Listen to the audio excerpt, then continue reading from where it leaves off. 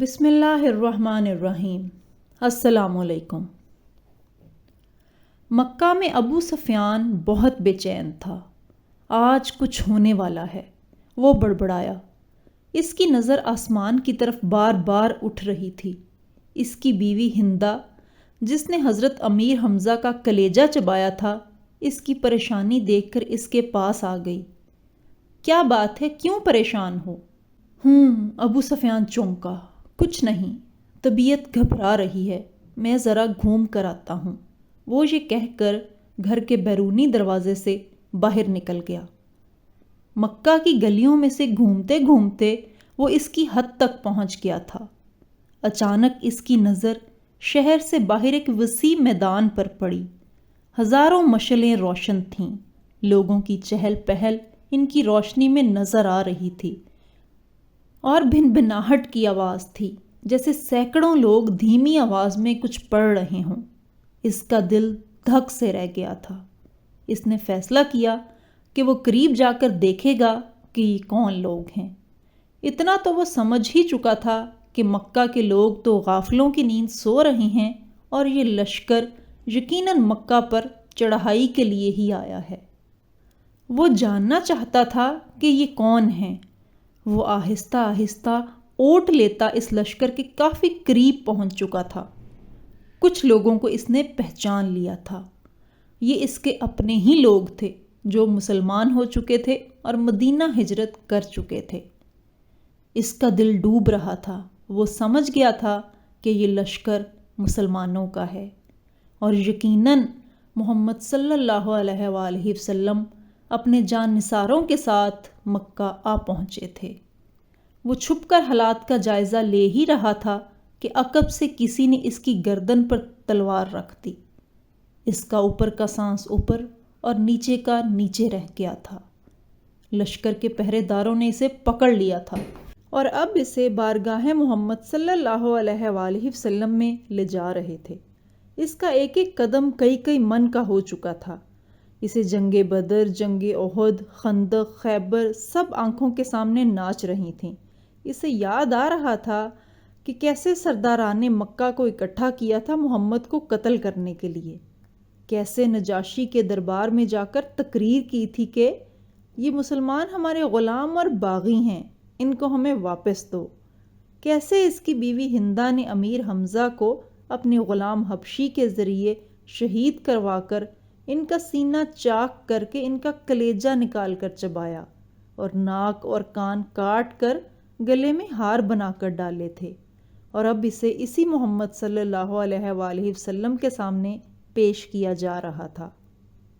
اسے یقین تھا کہ اس کی روایات کے مطابق اس جیسے دہشت گرد کو فوراً تحقیق کر دیا جائے گا، جبکہ ادھر بارگاہ رحمت للعالمین میں صبح کے اقدامات کے بارے میں مشاورت چل رہی تھی کہ کسی نے آ کر ابو سفیان کی گرفتاری کی خبر دے دی۔ اللہ اکبر! خیمہ میں نعرہ تکبیر بلند ہوا۔ ابو سفیان کی گرفتاری ایک بہت بڑی خبر اور کامیابی تھی۔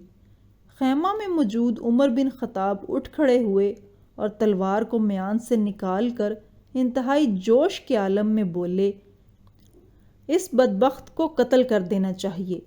شروع سے سارے فساد کی جڑ یہی ہے۔ چہرہ مبارک رحمت للعالمین صلی اللہ علیہ وآلہ وسلم پر تبسم نمودار ہوا، اور ان کی دلوں میں اترتی ہوئی آواز گونجی، بیٹھ جاؤ عمر، اسے آنے دو۔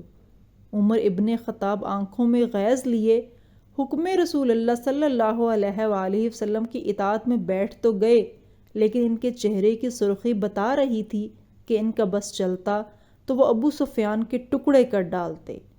اتنے میں پہرے داروں نے بارگاہ رسالت صلی اللہ علیہ وآلہ وسلم میں حاضر ہونے کی اجازت چاہی۔ اجازت ملنے پر ابو سفیان کو رحمت للعالمین کے سامنے اس حال میں پیش کیا گیا کہ اس کے ہاتھ اسی کے عمامے سے اس کی پشت پر بندھے ہوئے تھے۔ چہرے کی رنگت پیلی پڑ چکی تھی، اور اس کی آنکھوں میں موت کے سائے لہرا رہے تھے۔ لبہائے رسالت مآب صلی اللہ علیہ وآلہ وسلم واہ ہوئے، اس کے ہاتھ کھول دو اور اس کو پانی پلاؤ۔ بیٹھ جاؤ ابو سفیان۔ ابو سفیان ہارے ہوئے جواری کی طرح گرنے کے انداز میں خیمہ کے فرش پر بچھے قالین پر بیٹھ گیا۔ پانی پی کر اس کو کچھ حوصلہ ہوا تو نظر اٹھا کر خیمہ میں موجود لوگوں کی طرف دیکھا۔ عمر ابن خطاب کی آنکھیں غصہ سے سرخ تھیں۔ ابو بکر کی آنکھوں میں اس کے لیے افسوس کا تاثر تھا۔ عثمان بن عفان کے چہرے پر عزیزداری کی ہمدردی اور افسوس کا ملا جلا تاثر تھا۔ علی ابن ابو طالب کا چہرہ سپاٹ تھا۔ اسی طرح باقی تمام اصحاب کے چہروں کو دیکھتا دیکھتا آخر اس کی نظر محمد صلی اللہ علیہ وآلہ وسلم کے چہرہ مبارک پر آ کر ٹھہر گئی، جہاں جلالت و رحمت کے خوبصورت امتزاج کے ساتھ کائنات کی خوبصورت ترین مسکراہٹ تھی۔ کہو ابو سفیان، کیسے آنا ہوا؟ ابو سفیان کے گلے میں جیسے آواز ہی نہیں رہی تھی۔ بہت ہمت کر کے بولا، میں اسلام قبول کرنا چاہتا ہوں۔ عمر ابن خطاب ایک بار پھر اٹھ کھڑے ہوئے۔ یا رسول اللہ صلی اللہ علیہ وآلہ وسلم، یہ شخص مکاری کر رہا ہے، جان بچانے کے لیے اسلام قبول کرنا چاہتا ہے۔ مجھے اجازت دیجیے، میں آج اس دشمن ازلی کا خاتمہ کر ہی دوں۔ بیٹھ جاؤ عمر، رسالت مآب صلی اللہ علیہ وآلہ وسلم نے نرمی سے پھر فرمایا۔ بولو ابو سفیان، کیا تم واقعی اسلام قبول کرنا چاہتے ہو؟ جی یا رسول اللہ صلی اللہ علیہ وآلہ وسلم، میں اسلام قبول کرنا چاہتا ہوں۔ میں سمجھ گیا ہوں کہ آپ اور آپ کا دین بھی سچا ہے اور آپ کا خدا بھی سچا ہے۔ اس کا وعدہ پورا ہوا۔ میں جان گیا ہوں کہ صبح مکہ کو فتح ہونے سے کوئی نہیں بچا سکے گا۔ چہرہ رسالت مآب صلی اللہ علیہ وآلہ وسلم پر مسکراہٹ پھیلی۔ ٹھیک ہے ابو سفیان، تو میں تمہیں اسلام کی دعوت دیتا ہوں اور تمہاری درخواست قبول کرتا ہوں۔ جاؤ، تم آزاد ہو۔ صبح ہم مکہ میں داخل ہوں گے انشاءاللہ۔ میں تمہارے گھر کو جہاں آج تک اسلام اور ہمارے خلاف سازشیں ہوتی رہیں جائے امن قرار دیتا ہوں۔ جو تمہارے گھر میں پناہ لے لے گا وہ محفوظ ہے۔ ابو سفیان کی آنکھیں حیرت سے پھٹتی ہی جا رہی تھیں۔ اور مکہ والوں سے کہنا، جو بیت اللہ میں داخل ہو گیا اس کو بھی امان ہے، جو اپنی کسی عبادت گاہ میں چلا گیا اس کو بھی امان ہے، یہاں تک کہ جو اپنے گھروں میں بیٹھا رہا اس کو بھی امان ہے۔ جاؤ ابو سفیان، جاؤ اور جا کر صبح ہماری آمد کا انتظار کرو، اور کہنا مکہ والوں سے کہ ہماری کوئی تلوار میان سے باہر نہیں ہوگی، ہمارا کوئی تیر ترکش سے باہر نہیں ہوگا، ہمارا کوئی نیزہ کسی کی طرف سیدھا نہیں ہوگا جب تک کہ کوئی ہمارے ساتھ لڑنا نہ چاہے۔ ابو سفیان نے حیرت سے محمد صلی اللہ علیہ وآلہ وسلم کی طرف دیکھا اور کانپتے ہوئے ہونٹوں سے بولنا شروع کیا، اشہد ان لا الہ الا اللہ و اشہد ان محمدًا عبدہ و رسولہ۔ سب سے پہلے عمر ابن خطاب آگے بڑھے اور ابو سفیان کو گلے سے لگایا۔ مرحبا اے ابو سفیان، اب سے تم ہمارے دینی بھائی ہو گئے۔ تمہاری جان مال ہمارے اوپر ویسے ہی حرام ہو گیا جیسے کہ ہر مسلمان کا دوسرے پر حرام ہے۔ تم کو مبارک ہو کہ تمہاری پچھلی ساری خطائیں معاف کر دی گئیں اور اللہ تبارک و تعالیٰ تمہارے پچھلے گناہ معاف فرمائے۔ ابو سفیان حیرت سے خطاب کے بیٹے کو دیکھ رہا تھا۔